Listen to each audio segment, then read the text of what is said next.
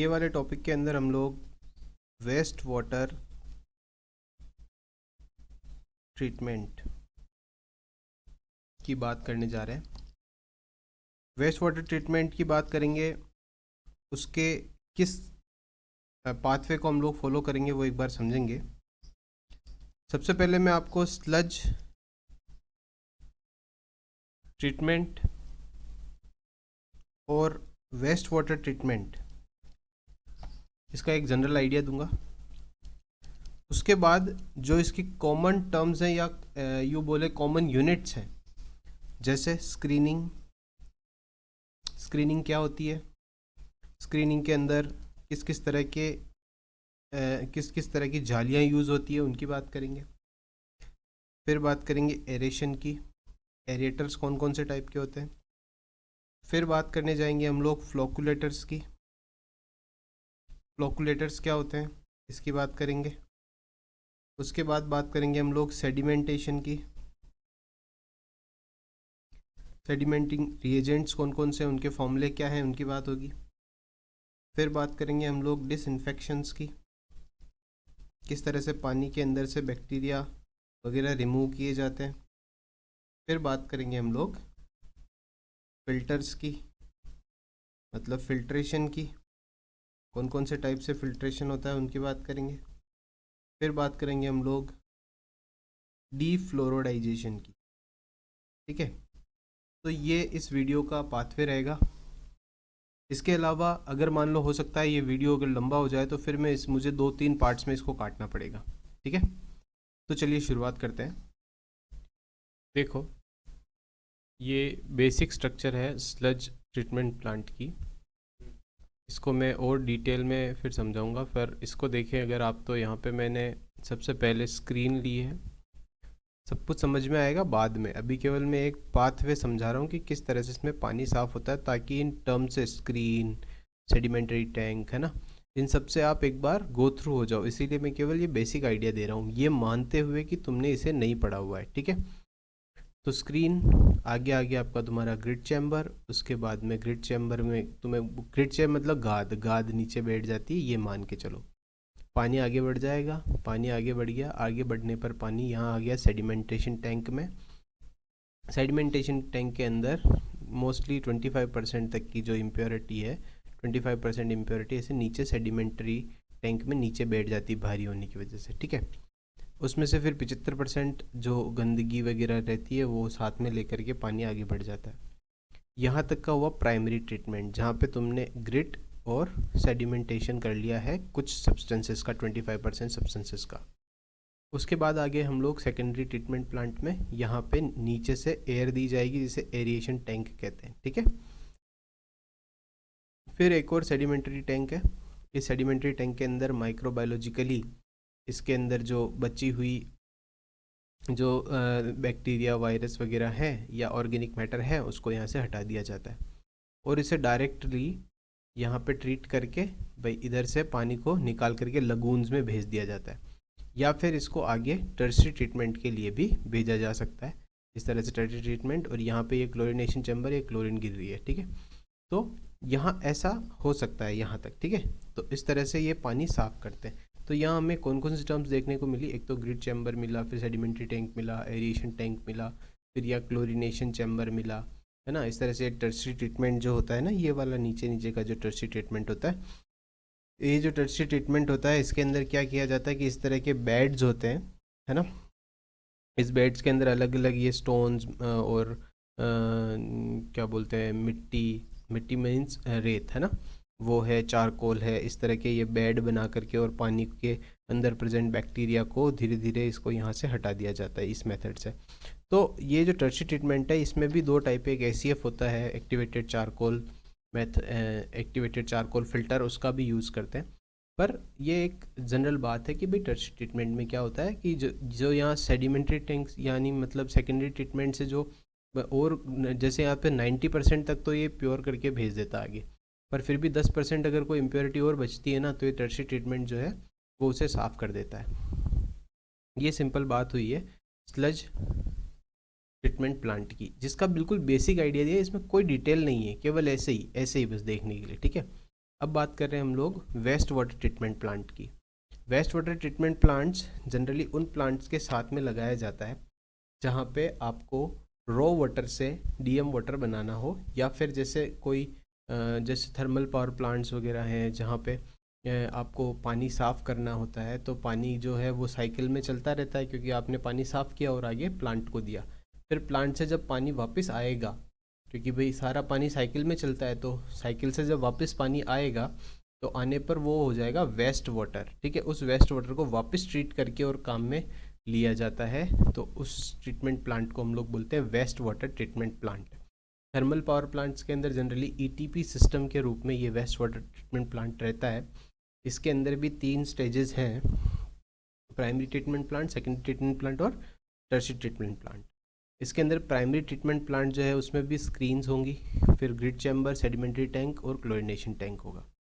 फिर secondary treatment plant के अंदर ये टिकलिंग फिल्टर्स। टिकलिंग फिल्टर्स क्या होता है, ये जो ये फिल्टर देखे तुमने, ये वाले जो ये टर्शियरी ट्रीटमेंट प्लांट में, यहाँ स्लज ट्रीटमेंट प्लांट में थे, ये टिकलिंग फिल्टर्स है। ठीक है, जिसमें इस तरह से बड़े बड़े पार्टिकल्स नीचे, फिर ऊपर छोटे छोटे पार्टिकल्स होते हैं, मतलब छोटे छोटे ऐसे पत्थर या रेत बोल लीजिए वो भरे हुए होते हैं, ये ट्रिकलिंग फिल्टर्स होते हैं। या फिर एक्टिवेटेड स्लज मेथड का यूज़ किया जाता है। एक्टिवेटेड स्लज मेथड में एरिएशन टैंक, सेडिमेंट्री टैंक जो अपन ने ऊपर देखा था उसी तरह से, और फाइनली क्लोरीन ट्रीटमेंट करके 90% वेस्ट वाटर को सेकेंडरी ट्रीटमेंट से प्योर कर दिया जाता है। इसी तरह से टर्शियरी ट्रीटमेंट में क्या होता है, टर्शियरी ट्रीटमेंट के अंदर अगर मान लो सेकेंडरी ट्रीटमेंट से अगर कोई भी इम्प्योरिटी अभी भी बची है तो उसे साफ़ कर दिया जाता है। किससे? एक्टिवेटेड चारकोल मेथड से या फिर रिवर्स ऑस्मोसिस के द्वारा। ये इसमें फॉस्फेट को रिमूव करते हैं, इसमें है ना, किसके द्वारा करते हैं? फॉस्फेट रिमूव करते हैं कैल्शियम ऑक्साइड या फेरिक हाइड्रोक्साइड या एल्यूमिनियम हाइड्रोक्साइड के द्वारा। इसमें से फॉस्फेट रिमूव हो जाती है, पर फिर भी नाइट्रेट्स वगैरह बचती हैं। अच्छा, इसका जो टर्शियरी ट्रीटमेंट है वो किस लिए किया जाता है? अगर मान लो आपको पानी को बिल्कुल ही ड्रिंकेबल वापस बनाना हो तो इसको हम लोग टर्शियरी ट्रीटमेंट से गुजारते हैं। बाकी अगर आपको नहीं बनाना है और केवल ऑर्गेनिक मैटर रिमूव करना है तो भी कर सकते हो, और अगर नहीं करना है तो डायरेक्ट सेकेंडरी ट्रीटमेंट प्लांट में 90% हम लोग वेस्ट को रिमूव कर चुके होते हैं, तो उसको डायरेक्ट आप लोग काम में ले सकते हो। ठीक है, ये एक बेसिक आइडिया हुआ आपका sludge transfer pump, sludge treatment plant और वेस्ट वाटर ट्रीटमेंट प्लांट का। अब बात करते हैं मेन। देखो, ये 7 चीज़ें हैं जो कॉमन है वेस्ट वाटर ट्रीटमेंट प्लांट में, या यूँ कह लो वाटर ट्रीटमेंट प्लांट में, या यूँ कह लो स्लज ट्रीटमेंट प्लांट के अंदर। ठीक है, इनमें ये 5 चीज़ें हैं जो कि इनमें से कोई भी यूज़ ले सकते हो तुम। मतलब इनमें जो भी जैसे वेरियस पार्ट्स आएंगे किसी के, जैसे मान लो 1 टाइप 2 टाइप, जैसे मान लो स्क्रीन के 2 टाइप है, कोर्स स्क्रीन और फाइन स्क्रीन। तो फाइन स्क्रीन को कहाँ काम में लेना, कोर्स स्क्रीन को कहाँ काम में लेना, वो डिपेंड करता है इम्प्योरिटीज़ के लेवल पे। तो ये 7 चीज़ें हैं। पहली स्क्रीनिंग, दूसरा एरेशन, तीसरा है फ्लोकुलेशन, चौथा सेडिमेंटेशन, 5वां फिल्ट्रेशन, और छठा है डिसइंफेक्शन, और लास्ट है डिफ्लोरिडेशन। ठीक है, तो अब यहाँ पे सबसे पहले बात कर रहे हैं हम लोग स्क्रीनिंग की। अच्छा, अगर ये वीडियो लंबा हो जाएगा ना तो फिर मुझे इसको 2 पार्ट्स में डिवाइड करना पड़ेगा। दोस्तों, लिख के मैं इसलिए पढ़ा रहा हूँ क्योंकि मैं एक एक पार्ट को अगर ऐसे लिखे हुए कोई पढ़ा दूँ तो सही रहेगा। अगर बिना लिखे पढ़ाया ना मैंने, तो इसका मतलब ये देख लो कि बहुत ज़्यादा समय आपको लगेगा पढ़ने में, उसमें मज़ा भी नहीं आएगा, और लास्ट में एग्ज़ाम बिल्कुल पास आ चुके हैं तो अब आपको ये ही पढ़ना ज़्यादा सूटेबल रहेगा। ठीक है, आगे देखो, इसमें सबसे पहले देख रहे हैं हम लोग स्क्रीनिंग। स्क्रीनिंग क्या है? स्क्रीनिंग मतलब जाली, सिंपल सी बात।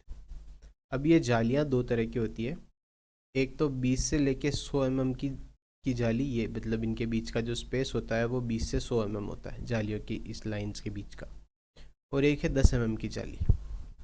अगर 10 mm की है तो वो छोटी है, छोटा मतलब फाइन, तो फाइन स्क्रीन। और ये देखो पूरा बड़े बड़े छेद हैं, तो ये हो गया बड़ी चीज़ हो गई, मतलब पूरा कोर्स हो गया, तो कोर्स स्क्रीन। तो स्क्रीनिंग जो है वो 2 टाइप की हो गई, कोर्स स्क्रीन और फाइन स्क्रीन। इसका काम क्या है? इसका काम है लार्ज फ्लोटिंग मैटर को रोकना। लार्ज फ्लोटिंग मैटर को रोकने के लिए ये जैसे कोई हमारी, जैसे ये पाइप है, इस पाइप में से यहाँ से स्लज गुजरने वाला है, तो पाइप में से जब स्लज गुजरेगा, इस पाइप में से जब तुम्हारा स्लज गुजरेगा कर लो। यहाँ से जब तुम्हारा स्लज गुजरेगा तो गुजरने पर तुम इसके इस तरह से टेढ़ी इस जाली को लगा दोगे, इंक्लाइन कर दोगे इसे। टेढ़ी क्यों लगा रहे हो? टेढ़ी लगाने से क्या होता है, यहाँ जो फ्लो के लिए जो एरिया मिलता है ना वो ज़्यादा मिलता है, तो एरिया बढ़ जाता है, जिसकी वजह से एरिया बढ़ने से जो पानी का फ्लो है उसकी वेलोसिटी कम हो जाती है। ठीक है, ये फ्लो की वेलोसिटी कम हो गई जिसकी वजह से इम्प्योरिटीज़ को इस जाली के ऊपर आसानी से रोका जा सकता है, लार्ज फ्लोटिंग मैटर्स को यहीं रोका जा सकता है।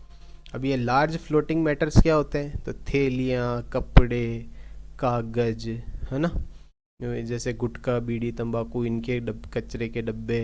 अब तुम समझती हो डोमेस्टिक वेस्ट क्या निकलता है, वो सब तुम्हें पता ही है। तो ये सारा यहीं पे रोक दिया जाएगा। अब रोकने के बाद में इन दोनों में से कौन सी जाली अपन यूज़ में लें, उसके लिए देखो सबसे ज़्यादा यूज ली जाती है कोर्स स्क्रीन। फाइन स्क्रीन कम ली जाती है, क्यों? क्योंकि ये क्लॉग्ड जल्दी होती है। क्लॉग्ड इसलिए जल्दी, क्लॉग्ड मतलब बंद हो जाना, इसलिए बंद हो जाएगी क्योंकि छेद इसके छोटे हैं, तो इसीलिए ज़्यादातर कोर्स स्क्रीन यूज़ ली जाती है। अब बात करते हैं नेक्स्ट, कोर्स स्क्रीन के बाद बात करेंगे एरेशन की। एरेशन का मतलब होता है दोस्तों हवा देना। अब हवा देने का मतलब है कि हम पानी के अंदर क्या होता है दोस्तों, पानी आपने देखा होगा वेस्ट वाटर या फिर जो हमारा स्लज वाटर है, उसकी खास बात ये होती है कि उसमें से स्मेल आती रहती है। स्मेल आने के पीछे कौन कौन सी गैसेस रिस्पॉन्सिबल है? तो स्मेल आने के पीछे कार्बन डाइऑक्साइड और H2S gas, hydrogen sulphide gas responsible है। अगर हम लोग पानी में नीचे से हवा देंगे तो वो छोटी छोटी बूंदों में बदल जाएगा और वो उसके अंदर से गैसेस जो है वो आसानी से रिमूव हो सकती है। गैसेस रिमूव हो जाएगी तो उसकी बदबू हटेगी। बदबू हटाना इसका मेन काम है, क्योंकि अभी हम कर रहे हैं प्राइमरी ट्रीटमेंट। अब इसके अंदर 3 तरह के एरेटर्स काम में लिए जाते हैं जो इसके अंदर स्प्रे करेंगे, या फिर यूँ बोलें जो इसके अंदर हवा देंगे। सबसे पहला है spray nozzle aerator. Spray nozzle aerator क्या होता है? स्प्रे नोजल एरेटर में, ये एक सेकंड में आपको बना के बताता हूँ।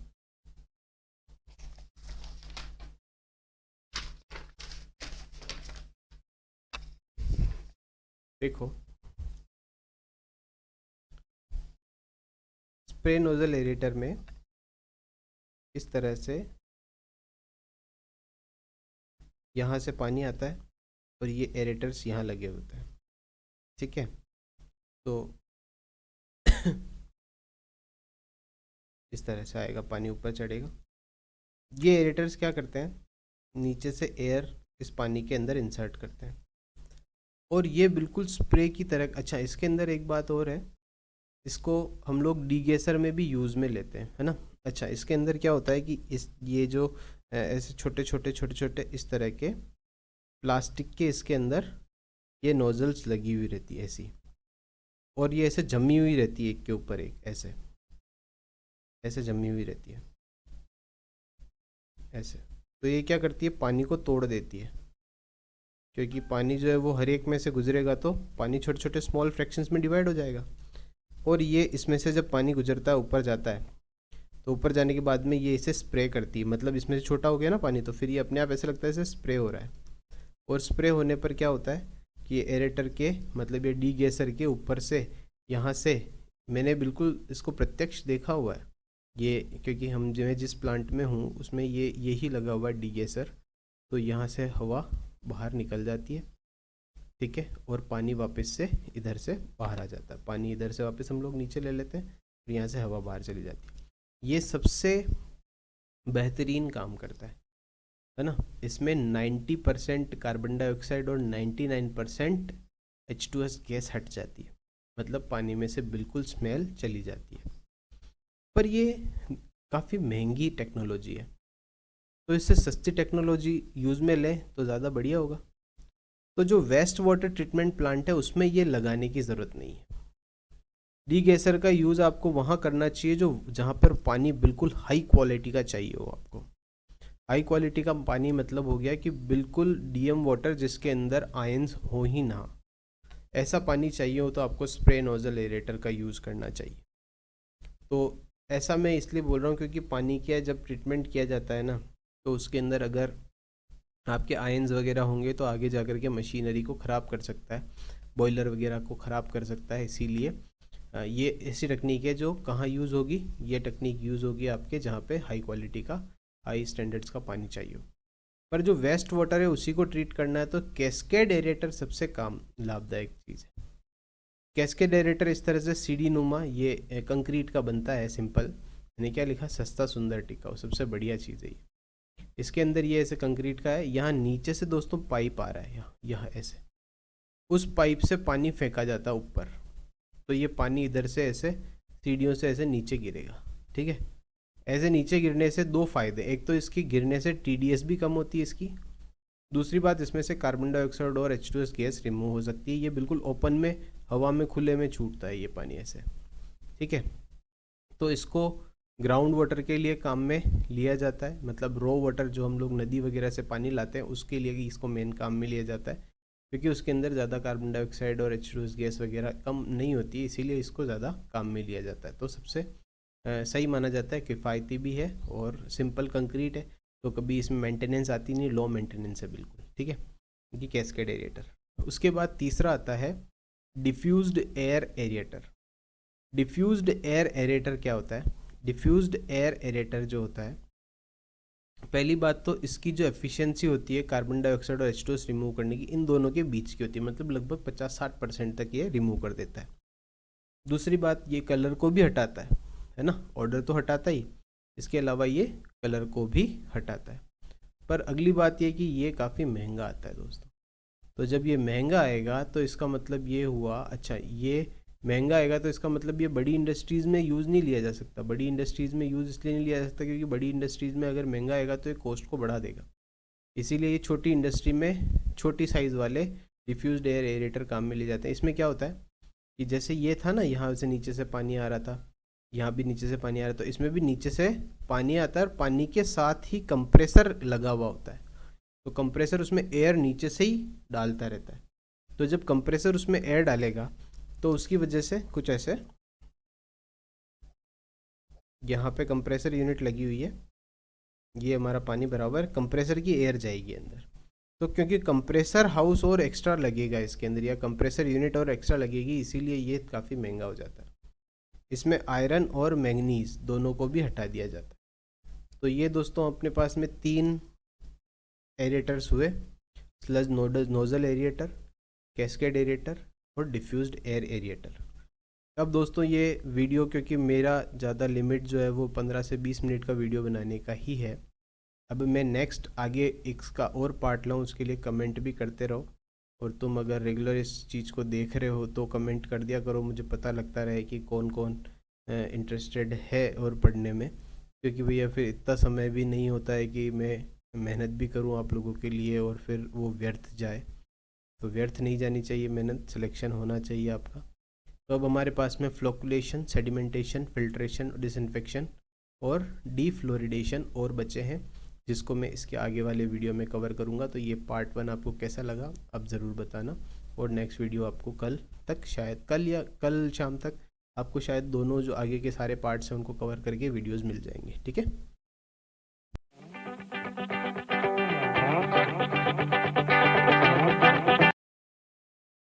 वाटर ट्रीटमेंट प्लांट का 4th स्टेप है सेडिमेंटेशन। ये सेडिमेंटेशन हम लोग जिन टैंक्स में करते हैं वो सेडिमेंटरी टैंक है। सेडिमेंट को नीचे बिठा करके हम लोग उसको इम्प्योरिटी को रिमूव कर देंगे। नीचे बिठाने के लिए मेन चीज़ चाहिए डेंसिटी। जब इम्प्योरिटी की डेंसिटी ज़्यादा होगी और वाटर की डेंसिटी कम, तो वाटर ऊपर रहेगा और इम्प्योरिटी नीचे बैठ जाएगी। ये इसका मेन बेसिक प्रिंसिपल है। यहाँ हम लोग 2 तरह का सेडिमेंटेशन करते हैं, एक तो प्लेन सेडिमेंटेशन और एक हम लोग बोलते हैं सेडिमेंटेशन विद कोगुलेशन। ठीक है, प्लेन सेडिमेंटेशन जब हम लोग करते हैं तो इसमें 2 तरह के टैंक यूज में लेते हैं। पहला क्विसेंट टाइप और दूसरा continuous type. Quiescent type tank क्या होते हैं? सिंपल एक टैंक है,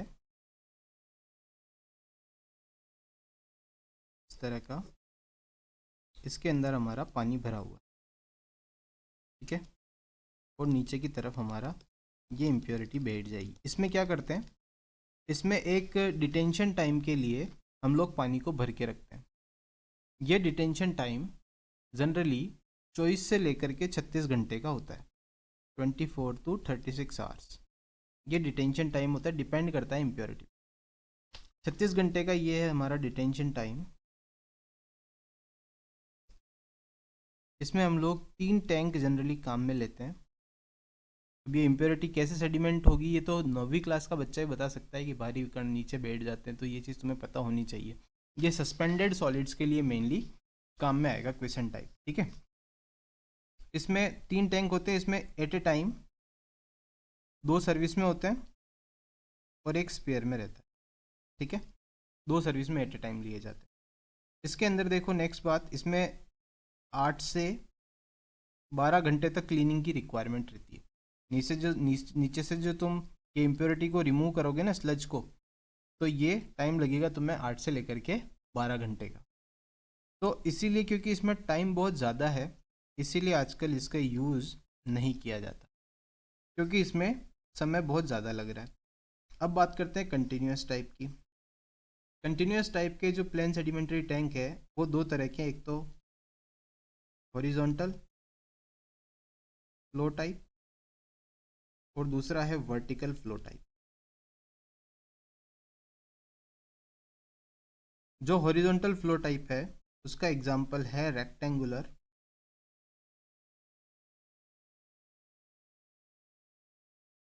टैंक, और वर्टिकल फ्लो टाइप के अंदर सर्कुलर टैंक आ जाए।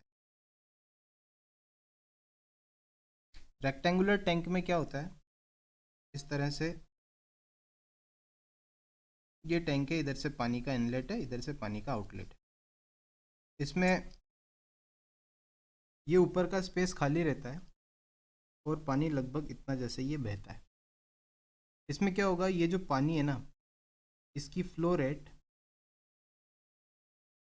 जो लंबे टाइम तक जब फ्लो कराते हैं हम लोग, वो इम्प्योरिटी के सेटिंग टाइम से, इम्प्योरिटी सेटिंग टाइम से, या फ्लो रेट या फ्लो टाइम बोल दें, flow time of water, impurity setting time से ज़्यादा होनी चाहिए। इसका मेन ये प्रिंसिपल है, ठीक है। इसको जब बिल्ड किया जाता है, इसका जब फॉर्मेशन किया जाता है, तो ये रूल काम में लिया जाता है कि वाटर के जो फ्लो का टाइम है वो इम्प्योरिटी के सेटिंग टाइम से क्या होना चाहिए, ज़्यादा होना चाहिए। इसमें यहाँ पे नीचे इम्प्योरिटीज़ बैठ जाएगी, जिसको यहाँ से रिमूव कर सकते हैं, ठीक है। ये तो रेक्टेंगुलर फ्लो टाइप का एग्जाम्पल हुआ है, बात हुई। सर्कुलर टैंक में वही, यहाँ साइड में यहाँ से पानी को निकाला जाएगा, इस जगह से यहाँ से पानी आएगा, इधर से निकलेगा। इसमें लगातार पानी घूमता रहता है, और तुमको पता है क्या होगा, लगातार पानी घूमेगा तो वही डेंसिटी के इफेक्ट की वजह से वो नीचे चला जाएगा, और यहाँ से इम्प्योरिटी को रिमूव कर सकते हैं। सर्कुलर टैंक की बात हुई। जनरली सर्कुलर टैंक ज़्यादा प्रेफर किए जाते हैं। रेक्टेंगुलर फ्लो टैंक ये भी यूज़ होते हैं, पर जनरली सर्कुलर टैंक ज़्यादा प्रेफर किए जाते हैं, ठीक है। अब बात करते हैं हम लोग नेक्स्ट, सेडिमेंटेशन विद कोगुलेशन।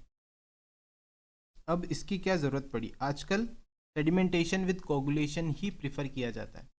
इसलिए किया जाता है क्योंकि यहाँ पर जो प्लेन सेडिमेंटेशन था, प्लेन सेडिमेंटेशन के अंदर कोलोइडल इम्प्योरिटीज़ नहीं निकलती, फाइन सस्पेंडेड पार्टिकल्स नहीं निकलते। तो टू रिमूव कोलोइडल इम्प्योरिटी हमको सेडिमेंटेशन विद कोगुलेशन करना चाहिए। इसमें कोलोइडल सॉलिड्स जो हैं उनको हम लोग कोगुलेट करते हैं। What is coagulation means, coagulation means precipitate करना, प्रेसिपिटेट करना, प्रेसिपिटेट या फ्लोकुलेट करना। What is precipitation means, precipitation का मतलब होता है कि जब हम लोग कोलोइडल पार्टिकल्स के अंदर कोई इलेक्ट्रोलाइट ऐड करते हैं, तो इलेक्ट्रोलाइट ऐड करने पर जो कोलोइडल पार्टिकल्स हैं वो नीचे सेटल डाउन हो जाते हैं, उनके साथ इंटरेक्ट करके हैवी होकर के उसे हम लोग कोगुलेशन या प्रेसिपिटेशन कहते हैं। ठीक है, अब बात करते हैं हम लोग इसके मैकेनिज्म की। मैकेनिज्म ऑफ कोगुलेशन, ये सब 12वीं क्लास की बात है, ये समझ में आनी चाहिए, अगर नहीं आती है तो काफ़ी दुख की बात है भैया। मैकेनिज्म देखो, मैकेनिज्म में 4 स्टेप्स होते हैं कि किस तरह से कोगुलेशन या प्रेसिपिटेशन होता है। इसमें सबसे पहले आयोनिक लेयर कंप्रेशन आएगा, दूसरा आएगा एड्जॉर्प्शन एंड चार्ज न्यूट्रलाइजेशन, तीसरा आएगा स्वीप कोगुलेशन और चौथा आएगा इंटर पार्टिकल ब्रीजिंग। इसमें सबसे पहले बात करते हैं हम लोग आयनिक लेयर फॉर्मेशन की।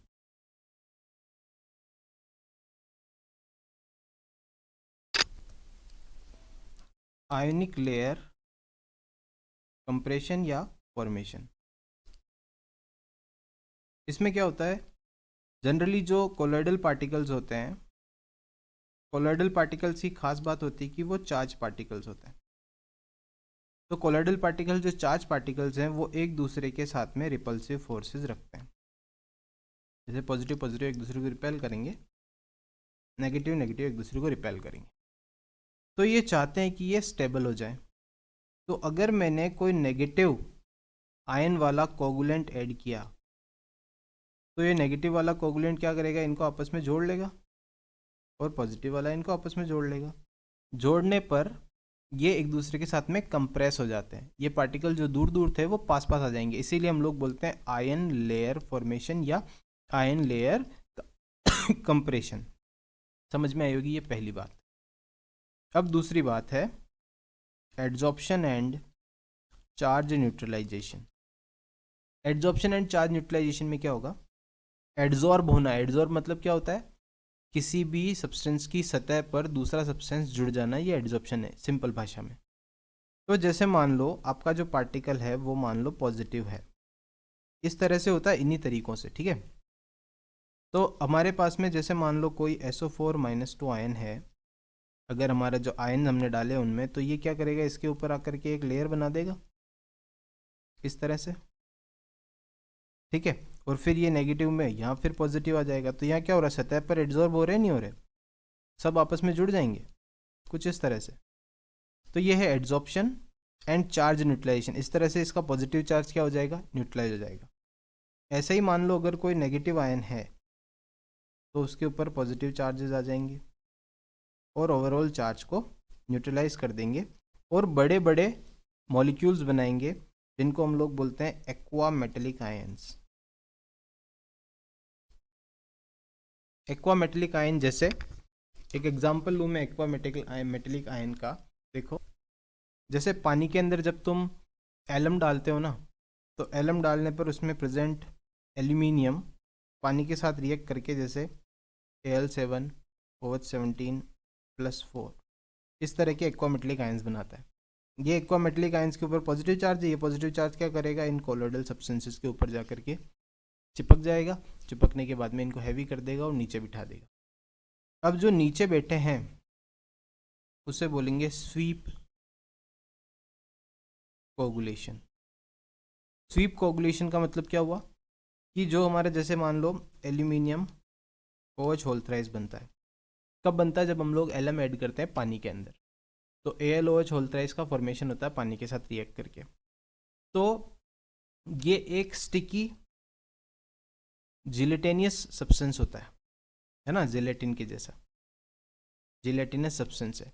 तो इसकी पीपीटी बनेगी, ये क्या करेगी, ये पीपीटी और दूसरे कोलोइडल पार्टिकल्स को अपने साथ लेकर के नीचे सेटल डाउन हो जाएगी, मतलब उनको स्वीप कर रही है, उनको बुहार रही है, उनका झाड़ू लगा रही है, झाड़ू लगा करके उनको नीचे बिठा देती है, स्वीप कोगुलेशन। और लास्ट में इंटर पार्टिकल ब्रीजिंग,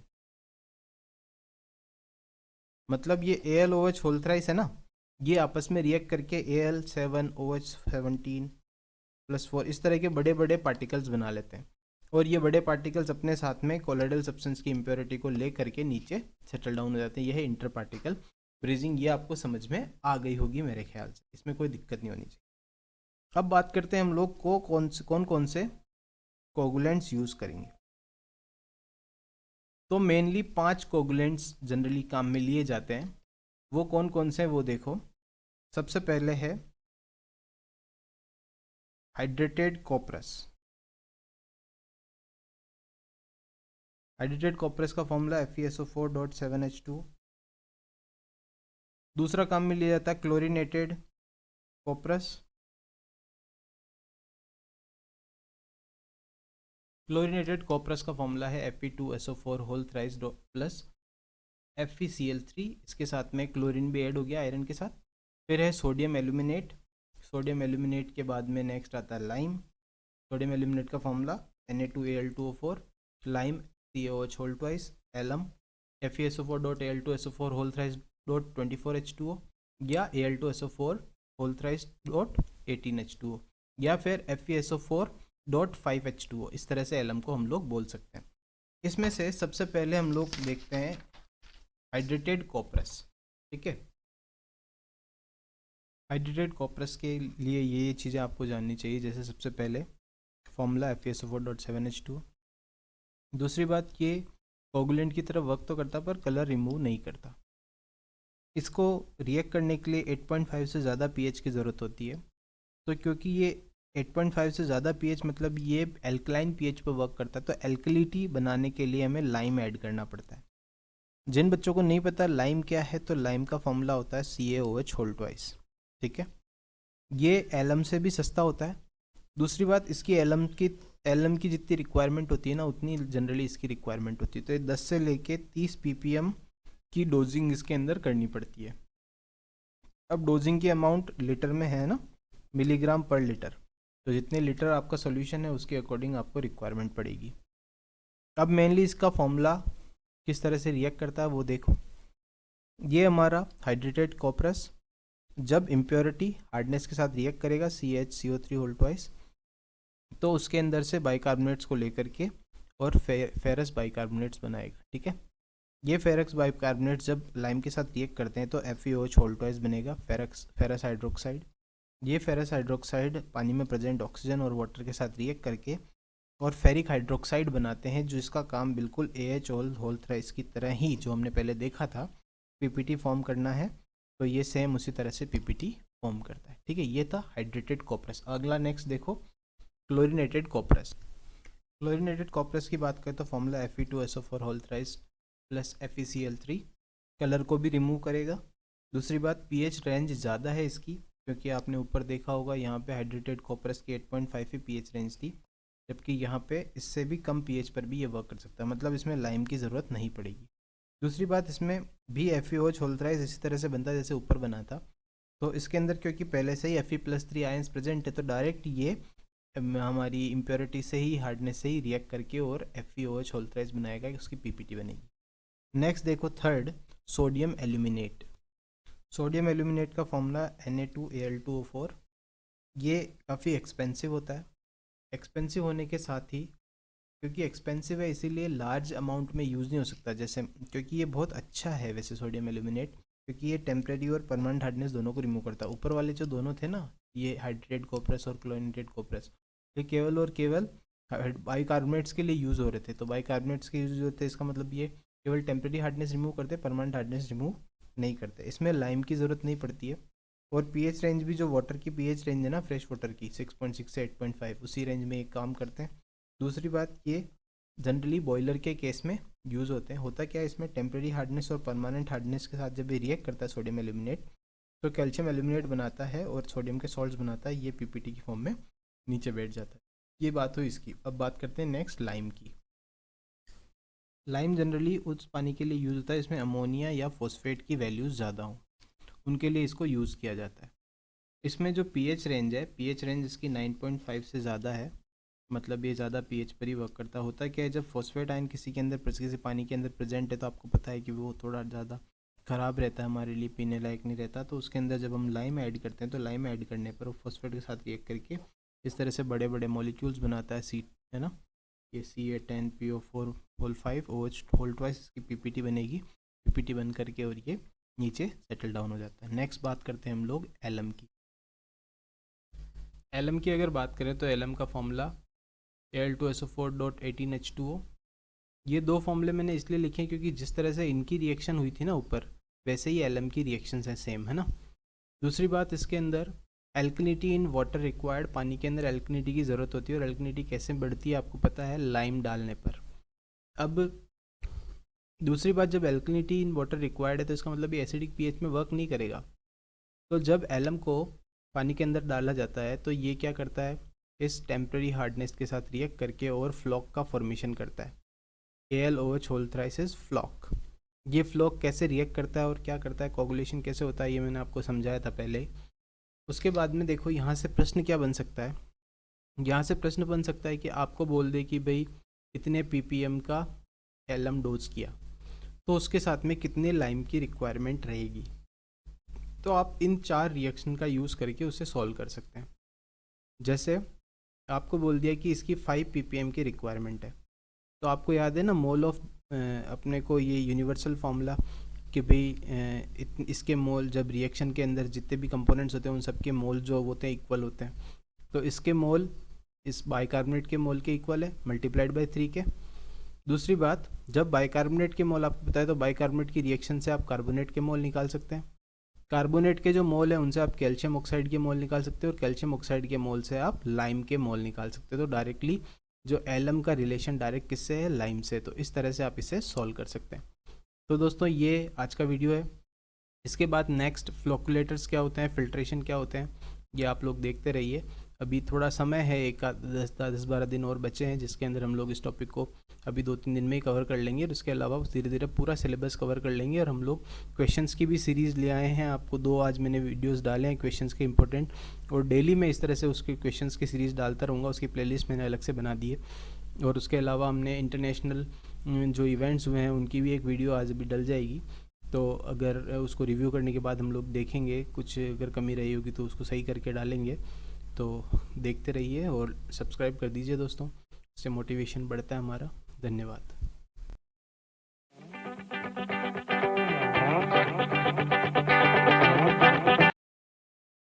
अभी तक वाटर ट्रीटमेंट प्लांट के अंदर हम लोग क्या क्या पढ़ चुके हैं।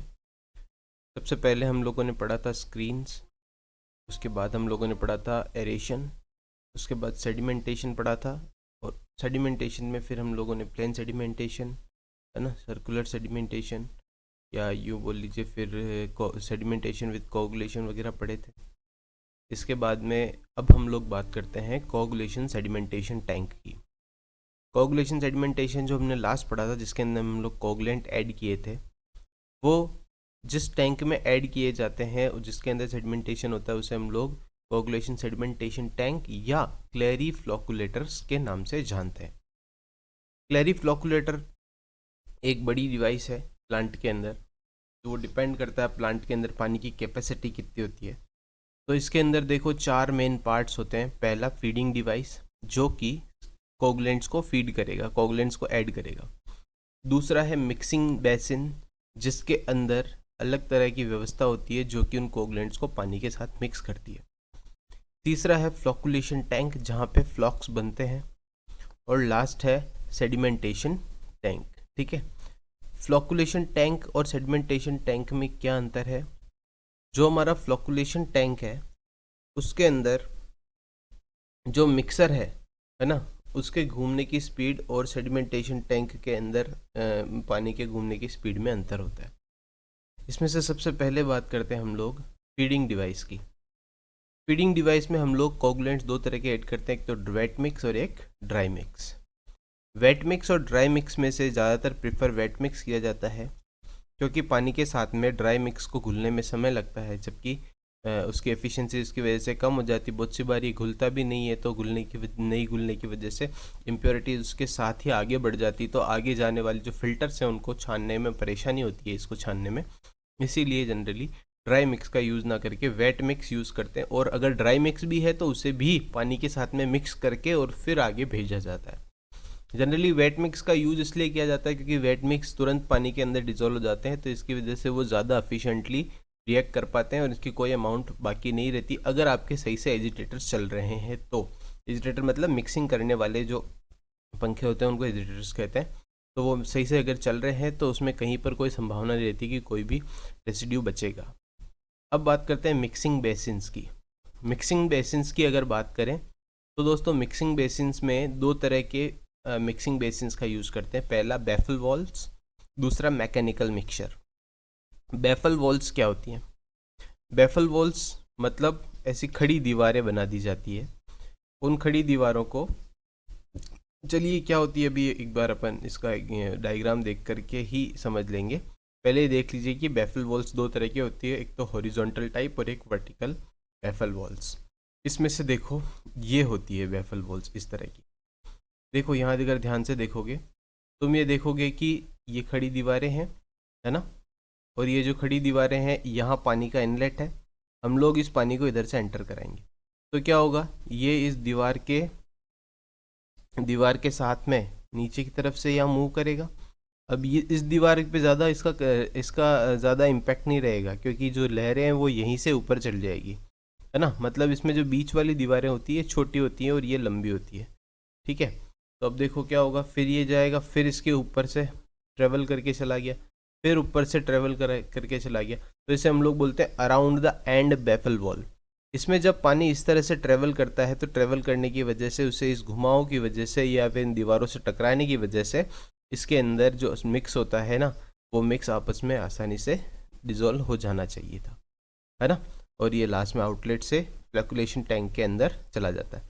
सेम यहाँ अगर आप देखो वर्टिकल फ्लो टाइप के अंदर, वर्टिकल टाइप बैफल वॉल्स के अंदर, तो यहाँ देखो ये दीवारें दोनों लंबी है, ओके, और ये बीच का ये जो नैरो स्पेस है ना, ये छोटा है ज़्यादा इनके कंपेयर में। तो यहाँ पे ये मैंने बनाया डायग्राम इसलिए ऐसा दिख रहा, बाकी दूसरी बात है ये छोटा होता है ऊपर का स्पेस, ये वाला जो फ्री स्पेस है छोटा होता है ताकि ये इसके सारे ट्रेवल करे। ये यहाँ से ट्रेवल करती है, नीचे टकराती, फिर ऊपर जाती, फिर यहाँ टकराती, फिर इधर टकराती। ये इस तरह से टकराने की वजह से इसके अंदर जो सब्सटेंस है वो मिक्स हो जाता है। अब इसके अंदर अगर आप देखोगे तो यहाँ क्या हो रहा है, पानी यहाँ से आया ओवर अंडर, फिर यहाँ गया इसके ऊपर, फिर नीचे से आया, फिर ऊपर गया, फिर नीचे से आया, फिर ऊपर गया। तो इस तरह से जाने से क्या हो रहा है, पानी इसके ओवर और अंडर जा रहा है ना। तो ये नीचे ऊपर जाना, वर्टिकली मूव करना है, इसीलिए हम लोग इसको बोलते हैं वर्टिकल टाइप बैफल वॉल्स। ये बैफल वॉल्स जो है वो आजकल हम लोग जनरली यूज़ नहीं करते हैं। क्यों यूज़ नहीं करते हैं बैफल वॉल्स? क्योंकि इसके अंदर अभी आप लोगों ने देखा कि ये जो मिक्सिंग हो रही है ना, वो प्रॉपरली नहीं हो पा रही है। यहाँ ये मिक्सिंग प्रॉपरली नहीं हो पा रही है। अगर ये मिक्सिंग प्रॉपरली हो जाती तो हम लोग बैफल वॉल्स ही यूज़ करते रहते, पर यहाँ जो मिक्सिंग है वो प्रॉपर नहीं होती है। जब इम्प्रॉपर मिक्सिंग होती है, इसी वजह से हमको नेक्स्ट दूसरा टाइप यूज़ करना पड़ता है, और वो दूसरा टाइप क्या है, मैकेनिकल मिक्सचर। ये आ गया आपका मैकेनिकल मिक्सचर, कुछ ऐसा दिखता है। इसके अंदर यहाँ पे ये टैंक जो है ना, इधर से पानी एंटर करता है, यहाँ बीच में अपन ने एक दीवार लगा दी है। दीवार इसलिए लगाई है ताकि ये जो पानी यहाँ से जाए वो इस पंखे के पास से होकर के गुजरे। इस पंखे को हम लोग बोलते हैं इम्पेलर। ये इम्पेलर की साफ्ट है लंबी सी, और यहाँ ऊपर मोटर लगी हुई है जो इस पंखे को घुमाती है। ये जो इम्पेलर है, इस इम्पेलर के पास से जब पानी गुजरेगा तो यहाँ हम क्या करेंगे, यहाँ पे कोगुलेंट्स ऐड कर देंगे। ये जो ड्राई मिक्स से आएगा ना, या ड्राई मिक्स या वेट मिक्स से जो आएगा उसको यहाँ ऐड कर देंगे। ये पानी के साथ में इस पंखे के साथ में मिक्स हो जाएगा। मिक्स होने के बाद में यहाँ से आउटलेट से ये बाहर निकल जाएगा। अगर मान लो यहाँ कोई इम्प्योरिटीज़ बचती है तो यहाँ ड्रेन से हम लोग इसको बाहर निकाल सकते हैं, ठीक है। यहाँ पे मेन बात यह है, इसकी पहले भी प्रश्न आया हुआ है, यहाँ से इसकी पूछी है कि यहाँ से कितनी रेट पर मिनट के हिसाब से ये घूमता है। तो ये 100 से लेके 200 RPM की रेट से ये घूमता है। दूसरी बात, इसका डिटेंशन टाइम कितना होता है, पानी इसमें कितनी देर तक ठहरता है ना। और दूसरी बात, इसमें जो मिक्सिंग का टाइम है वो कितना है, तो आधे से लेके 2 मिनट इसके अंदर पानी ठहरता है और वो उसका मिक्सिंग का टाइम है। दूसरी बात, पावर ऑफ इलेक्ट्रिक मोटर। यहाँ जो मोटर लगी हुई है उसकी पावर निकालने के लिए हमें क्या यूज़ करना है, G²μV। जहाँ म्यू क्या है, वो है डायनेमिक विस्कोसिटी। डायनेमिक विस्कोसिटी हम लोग यहाँ किस में मेज़र कर रहे हैं, तो ये डायनेमिक विस्कोसिटी की यूनिट है न्यूटन सेकेंड पर मीटर स्क्वायर। फिर इस तरह से टैंक का वॉल्यूम हो जाएगा मीटर क्यूब में। फिर जी क्या है, जी है हमारे पास में टेम्पोरल मीन वेलोसिटी ग्रेडियंट, जिसको सेकंड इनवर्स के अंदर हम लोग मेज़र करते हैं। ओके, तो ये बात हुई है हमारी किसकी, इसकी मैकेनिकल मिक्सचर की। नेक्स्ट देखते हैं हम लोग थर्ड पार्ट इस यूनिट का, इस हमारे फ्लोकुलेटर्स का, उसमें है फ्लोकुलेशन टैंक। ये फ्लोकुलेशन टैंक के अंदर क्या होता है, इस फ्लोकुलेशन टैंक में अगर आप देखोगे तो यहाँ पे वही सेम जैसे अभी मिक्सचर के अंदर था ना, वैसा के वैसे इसकी स्ट्रक्चर है, बस यहाँ ये फैन, यहाँ जो हमारे ये पेडल्स हैं या इम्पेलर्स हैं, ये ज़्यादा लगे हुए होते हैं, है ना। इन इम्पेलर से या तो ये एक, या तो जैसे एक के साथ में दो जुड़े हुए ऐसे होंगे, या फिर बहुत सारे होंगे, है ना, 3-4 पंखे अलग अलग लगे हुए होंगे, ऐसा भी होता है, ऐसा ही होता है जनरली। तो इसके अंदर और फिर ब्रिज भी लगा हुआ होता है यहाँ पे, इसके साथ में एक ब्रिज और घूमता रहता है। तो जो बड़े क्लेरिफायर्स हैं उनके अंदर इस तरह से होता है जनरली, बाकी इस फ्लोकुलेशन टैंक जो छोटे मोटे होंगे उनके अंदर तो इसी तरह की व्यवस्था होगी, इसमें पेडल्स लगे हुए होते हैं। इस तरफ से ये इनलेट आ जाएगा, पानी इसके अंदर से जाएगा, और यहाँ से आउटलेट से पानी बाहर निकलेगा। पानी कहाँ जाएगा, सेडिमेंटेशन टैंक के अंदर जाएगा। ओके, फ्लोकुलेशन टैंक के अंदर मेनली होता क्या है, देखो अभी हम लोगों ने देखा था कि जो मिक्सिंग टैंक है, मिक्सिंग टैंक के अंदर हम लोगों ने क्या किया था, 100 से 200 आरपीएम तक में पानी को घुमाया था, है ना। तो यहाँ पे इतना तेज़ पानी घुमाने से क्या होता है कि वो सारा जो हमारा मिक्स है वो उसके साथ में मिक्स हो जाता है ना, पानी के साथ में मिक्स हो गया, जितना भी हमने कोगुलेंट डाले पानी के साथ मिक्स हो गए, पर उनको अभी भी आपस में रिएक्ट करके और कोगुलेंट या फ्लॉक बनाने का मौका नहीं मिला। तो फ्लॉक बनाने के लिए हम फ्लोकुलेशन टैंक में डालेंगे। यहाँ हम क्या करते हैं, पानी को स्लोली मिक्स करते हैं। स्लोली मिक्स करते कितने आरपीएम पे, 2 से 3 आरपीएम पर इसको मिक्स किया जाता है। इतने कम आरपीएम पर मिक्स करने से क्या होता है, पार्टिकल्स को एक अच्छा खासा समय मिल जाता है, और इसके अंदर डिटेंशन टाइम थोड़ा ज़्यादा होता है। अच्छा खासा समय मिलने से क्या होता है, वो आपस में कनेक्ट होकर के और नीचे बैठ जाते हैं, और इम्प्योरिटीज़ को हम लोग स्लज की फॉर्म में यहाँ पे स्लज ट्रांसफ़र पंप के थ्रू बाहर निकाल देते हैं, ड्रेन वॉल में, है ना, ड्रेन वॉल से बाहर निकाल देते हैं। अब यहाँ पे ये देखो, ये लिखा हुआ है, due to slow rotation particles connect to each other and get heavy then settle down, और उसके बाद में जो बचा हुआ पानी है वो आगे चला जाएगा सेडिमेंटेशन टैंक के अंदर। सेडिमेंटेशन टैंक कैसे होते हैं, उनकी बनावट कैसी होती है, ये बात हम लोग पहले कर चुके हैं, इसीलिए वापस से उसकी बात नहीं कर रहे हैं, ठीक है। नेक्स्ट देखें, नेक्स्ट देखिए, नेक्स्ट है हमारे पास में कि ये जो पेडल्स लगे हुए थे ना इसके अंदर, इन पेडल्स की के लिए पोटेंशियल या टेम्पोरल मीन वेलोसिटी ग्रेडियंट कैसे निकालें। तो उसके लिए सबसे पहले ये मानेंगे कि जो पेडल लगा हुआ है वो हमेशा घूम रहा है, लगातार घूमते हैं ये पेडल्स।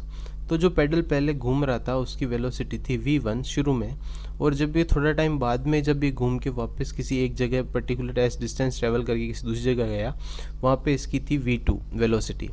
तो velocity v2 minus v1 divided by इसकी डिस्टेंस से डिवाइड करके और हम इसका टेम्पोरल मीन वेलोसिटी ग्रेडियंट निकाल सकते हैं। इसके अंदर से हमको क्या पता पड़ता है, इससे ये पता पड़ता है कि जो हमारा फ्लोकुलेटर है वो सही से वर्क कर रहा है या नहीं कर रहा है। क्योंकि जो फ्लोकुलेटर की जो टेम्पोरल मीन वेलोसिटी ग्रेडियंट है उसकी वैल्यू अगर 10 से लेके 40 सेकंड इनवर्स या पर सेकंड की है, तो इसका मतलब वो सही से वर्क कर रहा है। अगर मान लो इस g को हम लोग स्मॉल t क्या है, मिक्सिंग टाइम से मल्टीप्लाई कर दे, तो हमारे पास में एक नॉन डायरेक्शनल वैल्यू आ जाएगी g इंटू टी। वो हमें क्या बताएगी, वो हमें बताएगी स्लज की क्वालिटी, कि क्वालिटी और क्वांटिटी दोनों, है ना, कि स्लज जो है वो किस तरह का है, किस तरह का बनेगा। तो इसमें देखो, अगर हमें जो ऊपर से जहाँ से हमने ग्रेडियंट निकाला था, ग्रेडियंट की वैल्यू अगर ज़्यादा आती है और टाइम आपके पास कम आ रहा है, तो इसका मतलब ये हुआ कि आपको जो फ्लॉक मिलेगा वो डेंस फ्लॉक मिलेगा।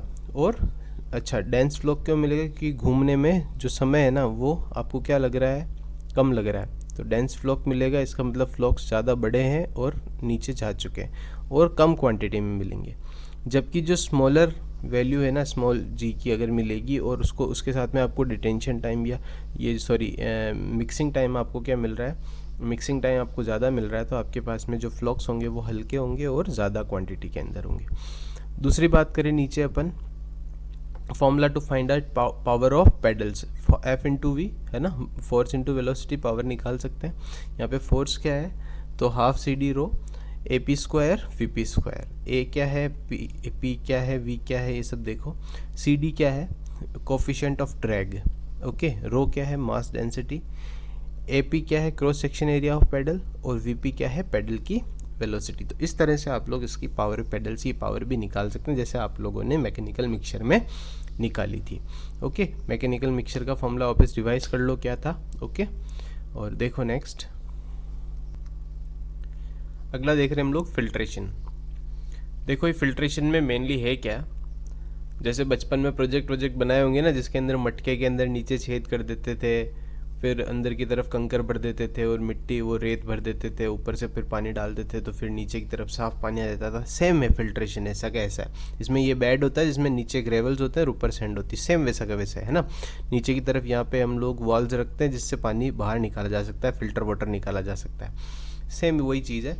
इसके अंदर वाटर जो है ना वो दो तरह के फिल्टर्स में से आप सेपरेट कर सकते हो, एक तो ग्रेविटी फिल्टर और एक प्रेशर फिल्टर, दो चीज़ें हैं। ग्रेविटी फिल्टर के अंदर क्या होता है, ग्रेविटी फिल्टर के अंदर वही स्लो सैंड ग्रेविटी फिल्टर और रैपिड सैंड ग्रेविटी फिल्टर होता है। ये ऑटोमेटिक काम करते हैं, इसके अंदर कोई प्रेशर लगाया नहीं जाता है, ग्रेविटी के इफेक्ट से ही पानी नीचे आता है। जबकि प्रेशर फिल्टर के अंदर ऊपर से प्रेशर दिया जाता है जिसकी वजह से जल्दी पानी छनता है। सिंपल ये चीज़ है। प्रेशर फिल्टर जो है वो इकोनॉमिकली उतने अच्छे नहीं है जितने हमारे पास में रैपिड सैंड और ग्रेविटी फिल्टर, स्लो सैंड जो है जितने इकोनॉमिकली बेनिफिशियल है उतने वो नहीं है। इसीलिए मेनली ये रैपिड सैंड ग्रेविटी फिल्टर और ज़्यादा इकोनॉमिकली बेनिफिशियल है, क्योंकि कम जगह, छोटी जगह के ऊपर लग जाता है। और दूसरी बात, इसको साफ़ करने के लिए भी बैक वॉश का तरीका यूज़ होता है, जो 15 मिनट का प्रोसेस है, उसमें कोई समय नहीं लगता। ठीक है, इसके अंदर देखिए सबसे पहले इसमें क्या क्या रिमूव करेंगे। अच्छा, slow sand gravity filter, rapid sand gravity filter में क्या डिफरेंस है ये हम आगे देख रहे हैं। अभी केवल इतना सा ध्यान लो कि जो स्लो सैंड ग्रेविटी फिल्टर है ना, वो पैथोजेनिक बैक्टीरिया का ऑलमोस्ट 98 से 99% तक ऑर्गेनिक सब्सटेंसेस को हटा देता है sand, slow sand gravity filter पर।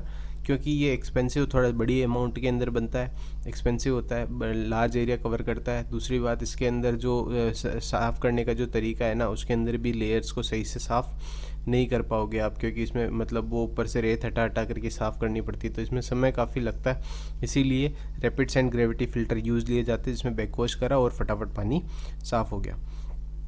इसके अंदर से हम क्या रिमूव कर सकते हैं, तो इसके अंदर रिमूव करने के लिए आपके पास कलर है, ऑर्डर है ना, टर्बिडिटी है और पैथोजेनिक बैक्टीरियाज को ये रिमूव करता है पानी में से। ओके, कलर, ऑर्डर, टर्बिडिटी और पैथोजेनिक बैक्टीरिया। कैसे करता है तो ये आपके पास में थ्योरी ऑफ फिल्ट्रेशन है। थ्योरी ऑफ फिल्ट्रेशन में आप देखो सबसे पहले है मैकेनिकल स्ट्रेनिंग। मैकेनिकल स्ट्रेनिंग के अंदर आप देखो क्या होगा, जो सैंड और ग्रेवल्स का ये बेड है, जनरली ग्रेवल्स की जगह आजकल एंथ्रासाइट भी यूज़ करने लगे हैं। एंथ्रासाइट भी अच्छा एब्जॉर्बर है, इसलिए वो भी ज़्यादा काम में लिया जाता है। देखो ऊपर की तरफ हमारी सैंड है, नीचे की तरफ ग्रेवल्स है, तो जो पार्टिकल्स ऊपर से आएंगे, जब हम पानी ऊपर से डालेंगे तो जो रेत से बड़े पार्टिकल्स है वो ऊपर ही रह जाते हैं और पानी नीचे चला जाता है। इस तरह से बड़े पार्टिकल्स का ऊपर एक लेयर बना लेना, ये कहलाता है मैकेनिकल स्ट्रेनिंग।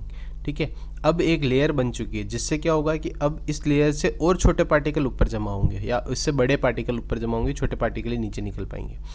अब जैसे छोटे पार्टिकल नीचे आ गए, रेत में आ गए, तो ये छोटे पार्टिकल कौन आएंगे, जो सस्पेंडेड नहीं है, जो कोलोइडल पार्टिकल वो आएंगे। कोलोइडल पार्टिकल चार्ज पार्टिकल्स होते हैं और वो एक जिलेटिनियस पीपीटी रखते हैं। तो जिलेटिनियस पार्टिकल जब ये आएंगे तो सैंड के बीच के पोर्स में भर जाएंगे, जिसकी वजह से सैंड के पोर्स जो हैं वो और छोटे हो जाएंगे।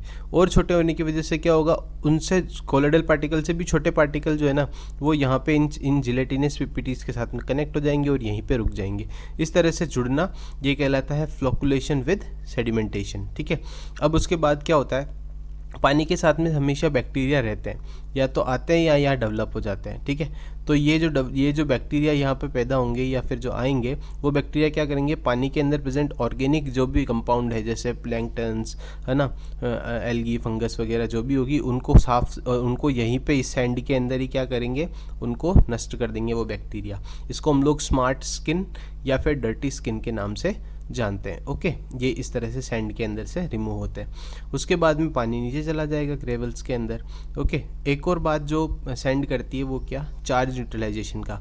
तो इलेक्ट्रोलाइटिक चार्ज न्यूट्रलाइजेशन का काम कैसे करेगी, जो पानी के अंदर भी चार्ज पार्टिकल्स होंगे और सैंड के अंदर भी चार्ज पार्टिकल्स है, तो अपोजिट चार्ज पार्टिकल्स एक दूसरे को न्यूट्रलाइज कर देते हैं। इस तरह से पानी को बिल्कुल साफ करके ग्रेवल्स के थ्रू बाहर निकाल दिया जाता है। ये है थ्योरी ऑफ फिल्ट्रेशन। ठीक है, नेक्स्ट देखो फिल्टर मटेरियल के अंदर हम लोग जो दो चीज़ें काम में ले रहे हैं, एक तो सैंड और एक ग्रेवल्स। ये भी हर कोई से काम में नहीं ले सकते। जैसे सैंड के अंदर की खास बात यह है कि ऐसी सैंड होनी चाहिए जिसमें कोई इम्प्योरिटी नहीं होनी चाहिए, हार्ड होनी चाहिए और यूनिफॉर्म साइज़ की, एक जैसी साइज़ की सैंड होनी चाहिए। इसका जो बेड बनता है वो 110 से 90 से लेकर के 110 सेंटीमीटर तक की लेयर का बेड बनता है इसका। उसके बाद जो ग्रेवल्स हैं उनकी क्या, अच्छा एक और बात सैंड की क्या खास बात है कि इसको जब HCl के सॉल्यूशन में 24 घंटे तक रखा जाता है तो केवल 5% तक ही इसका वेट लॉस होना चाहिए, ये ऐसी सैंड काम में ली जाती है। उसके बाद ग्रेवल्स कैसे काम में ले जा सकते हैं, ग्रेवल्स जो वो वही सैंड लेयर को सपोर्ट करने के लिए नीचे की तरफ लगाए जाते हैं। ये राउंडेड होने चाहिए, हार्ड और टफ होने चाहिए और इनके अंदर भी कोई इम्प्योरिटी नहीं होनी चाहिए। और ग्रेवल्स की जो साइज़ है वो 30 से लेकर के 60 सेंटीमीटर के मोटाई के ये होने चाहिए। ओके, नेक्स्ट देखते हैं हम लोग slow sand gravity filter. Slow sand gravity filter के अंदर भाई ग्रेविटी फ़िल्टर क्या होता है मैं आपको बता चुका हूँ। जैसे एक मटका मान लो, ऊपर की तरफ रेत है, नीचे की तरफ क्या आपका पानी है, ये है स्लो सैंड ग्रेविटी फ़िल्टर, ठीक है, यही मान के चलो। ओके, अब इसमें क्या होगा, जब तुम ऊपर से पानी डालोगे है ना, तो ऊपर से कौन सा पानी आना चाहिए ये इंपॉर्टेंट है। तो ऊपर से केवल प्लेन सेडिमेंट्री टैंक का पानी ही इसमें यूज़ किया जा सकता है। कोगुलेशन विद सेडिमेंटेशन का पानी इसके अंदर नहीं ले सकते, क्योंकि कोगुलेशन विद सेडिमेंटेशन के अंदर तो क्या होता है, जो चिपचिपे सब्सटेंस आते हैं, जिलेटिनियस सब्सटेंस आते हैं, वो अगर इसके ऊपर जाएंगे तो इसकी लेयर को ऊपर क्लोट कर देंगे और फिर वो पानी को छान नहीं पाएगी। इसीलिए हम लोग प्लेन सेडिमेंट्री टैंक का जो पानी है वो ही इसके अंदर काम में ले सकते हैं। मतलब जहाँ भी प्लेन सेडिमेंट्री टैंक है वहाँ पे स्लो सैंड ग्रेविटी फिल्टर काम में लिया जाता है। ओके, इसका जो हेड लॉस होता है ना वो 0.7 से लेकर के 1.2 मीटर का हेड लॉस होता है। ओके, ये इसकी मैक्सिमम वैल्यू है। हेड लॉस क्या होता है, जो पानी छनता है, छनने के अलावा जो बचता है ना पानी, वो हेड लॉस में काउंट होता है। ठीक है, जितना पानी भाई छनना ज़्यादा चाहिए और बाहर कम बहना चाहिए ना, तो इसका हेड लॉस होता है 0.7 से 1.2 मीटर तक का। When the limitation value, which is roughly kept 0.7 to 0.8 times of the depth of the filter sand, is reached, the filter unit must be out of service। जब जो हेड लॉस है ना वो आपकी लेयर भाई depth layer क्या है, depth layer का 0.7 से 0.8 टाइम्स बढ़ जाए, ओके, तो हमको समझना चाहिए कि ये जो हमारा फिल्टर है अब काम करना बंद कर दिया है, अब हमको इसको साफ़ करना चाहिए। क्योंकि इसमें बैकवॉश नहीं होता है। बैकवॉश क्या होता है, नीचे से पानी दो, उछलेंगे, पार्टिकल्स उछलेंगे, गंदगी बाहर निकल जाएगी, है ना, ये बैकवॉश होता है। तो बैकवॉश इसके अंदर नहीं होता। इसके अंदर क्या किया जाता है, इसके अंदर जो ऊपर की लेयर है ना, ऊपर की लेयर कितनी, ये देखो 1.5 से लेकर के 3 सेंटीमीटर लेयर को भाई बाहर निकाल देते हैं। ओके, और सॉरी है।